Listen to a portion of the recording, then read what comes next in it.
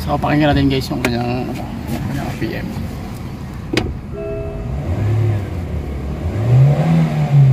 Kita nyo yung galit ng makina, nasa 3,500 hanggang 4,500. So delay masyado yung ano guys, pero although maganda yung makina niya, pero pangit naman yung kanyang compression. So ibig sabihin delay sa MG, sorry GM, sa MG pala, sa ano, sasakyan na to.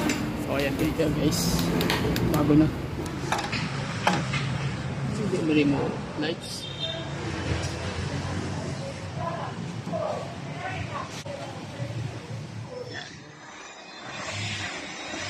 Lakas na oh.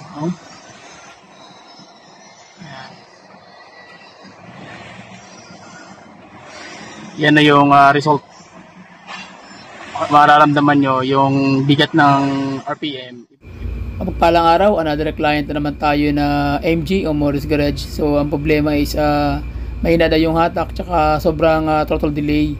So ang gagawin natin is dahil bago ito, so mag-change oil lang tayo guys. So i-recover natin kung paano natin babalik yung kanyang puwersa, yung hatak ng makina into original na lakas na 1,500 to 2,000 RPM.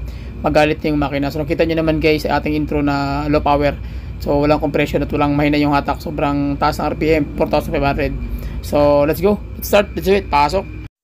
Okay, so ayan guys, makikita nyo bagong-bago pa talaga sariwa. Nasa 7,000 km pa lang yung tinakbo ng engine. So ang gagawin natin, punta tayo sa dashboard, check natin yung RPM actual para marinig natin yung kung ano yung galit ng makina, bakit nagiging lagging at throttle delay. So tara, let's go. So pakinggan natin guys yung kanyang RPM.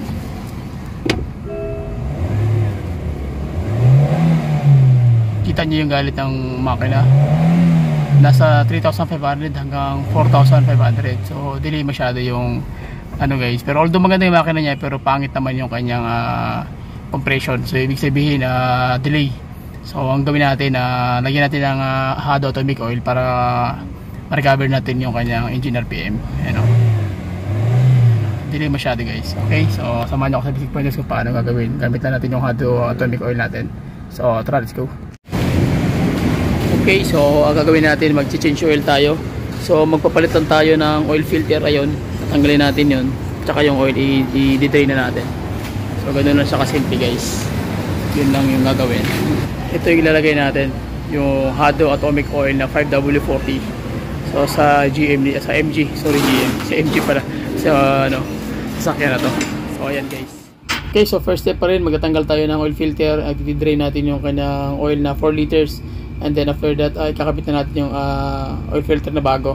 Okay, so ito yung bago na filter na binili natin, which is GM talaga, original, okay, na China. So ayan yung location ng kanyang oil filter guys. So kailangan mo siyang ibalik ng maayos na wala siyang leak. After that, lalagyan natin ng okay, so ito yung oil na ilalagay natin na 5W40 na Hado.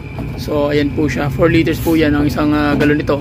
So kung gusto niyo umorder guys, update nyo lang ako sa ating YouTube channel or sa ating FB page na Carsing TV. Nandiyan po yung link sa baba. So mabilis lang po akong makontak. So andyan yung number ko. Makikita nyo guys before ito ilalagay itong Hado atomic oil na to. So ang makina natin guys, mayroong mga gasgas yan. Yan, mga friction. So ang gagawin yan, so yung metallurgy ng bakal, yung kanyang molecular structure ng atomic molecular structure ng bakal niya is yung mga gasgas. So ang gagawin ni Hado is i-chrome niya po yan. Hado atomic oil lang ang gamit natin. Yan. So the more mo siyang ginagamit, the more siyang mag-chrome. So hindi ka na, wala ka na ibang gagawin kundi ihahalo mo lang itong tawag niyan yung oil dun mismo sa engine mo. And then after that, si technology na smart nanotechnology ang gagawa ng proseso. Okay, so atin na pong isasalin yung engine oil na 4 liters na Hado atomic oil na 5W.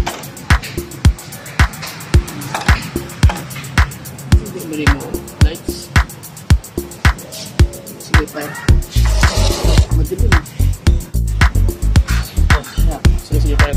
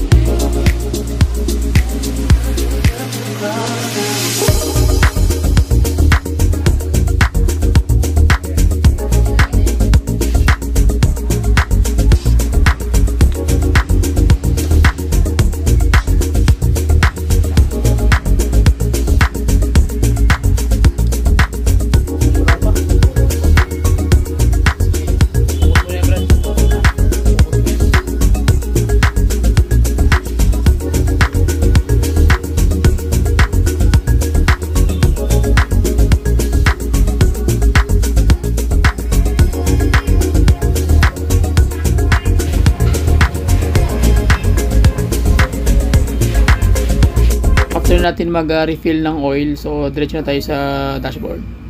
Okay, so basic pointers pa rin guys. Mag-start kayo ng makina after yung change oil, especially sa mga bagong unit tulad nito.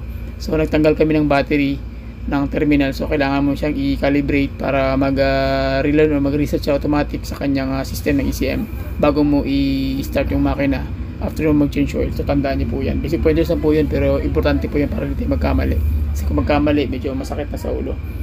Okay, so balik tayo guys. Pinandar namin yung makina. Magiging result ng idling niya, so na wala kang ibang ginawa, naglagay ka lang ng Hado atomic oil at mismo yung technology na ang kusang magre-recover doon sa kanyang loob ng surface ng bakal. Okay, so habang nag-idle guys, pinapaliwanag ko lang sa inyo kung ano yung possible na mangyari after ng mga ilang minutes nating aantay. So pakinggan natin guys yung kanyang makina. So tara, let's go. Yan o, tingnan nyo yung yung RPM. Bigat na yung RPM, diba? Pansin nyo, lakas na yung sipa ng makina. So ibig sabihin, hindi na siya delay. Kakapa-start lang natin guys, pero mararamdaman nyo yung under ng engine. Tsaka yung amoy ng usok ng makina, mabango.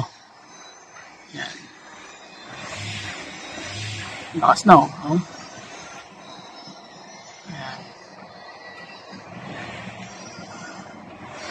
Yan na yung result. Mararamdaman nyo yung bigat ng RPM, iba. Tsaka hindi na siya delay. Ayan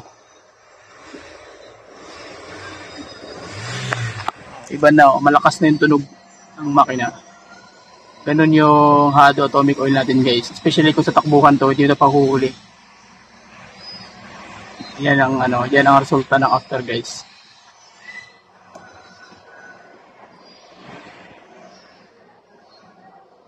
Lalo pag pinapaandar mo yung matagal at ginagamit mo, mas lalo siyang nalakas yung kanyang compression.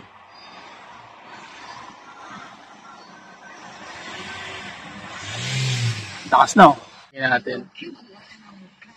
Ayan kita nyo, 1,500 direct na siya. 1.8, so nakarecover na totally yung kanyang engine. May galit na, so maganda yung compression. So iba talaga yung Hado atomic oil guys. Talagang iba yung magiging result pag once na ginamitan mo yung makina mo na ganito. Wala na siyang delay. Tanggal na yung delay, sa oil lang nilagay natin. Wala nang nilinis pang mga total body. So yun lang yung ginawa natin paraan para makarecover yung makina ni sir. So pasensya na sa aking mga subscribers sapagkat ngayon lang ako nakapag-vlog na uli. So at least nakuha nyo na yung basic pointers ko paano. Oil lang, panalo na. Balik natin yung lakas ng makina niya. 1.8 na dukot na 1.5, malakas na siya. Ayan guys, expansive na masyado yung makina ni sir. Napakaganda. Check mo lang lalim ba? May leaking lalim.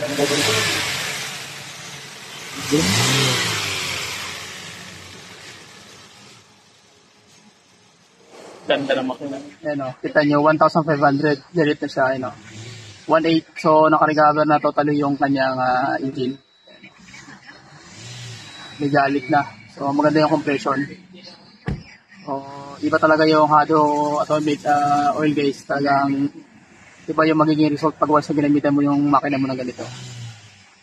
Wala na siyang delay. Tanggal na yung delay, sa oil lang nilagay natin. Wala nang nilinis pang mga total body. So yun lang yung ginawa natin paraan para makarecover yung makina ni sir.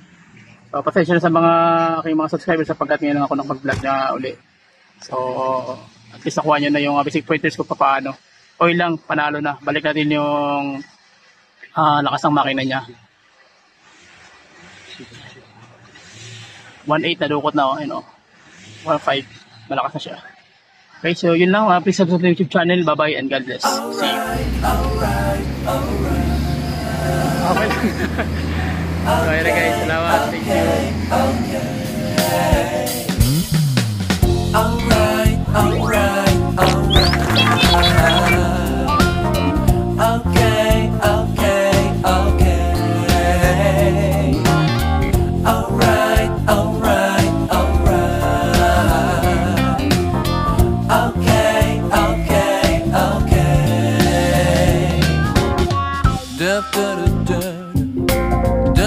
da da da da da da da da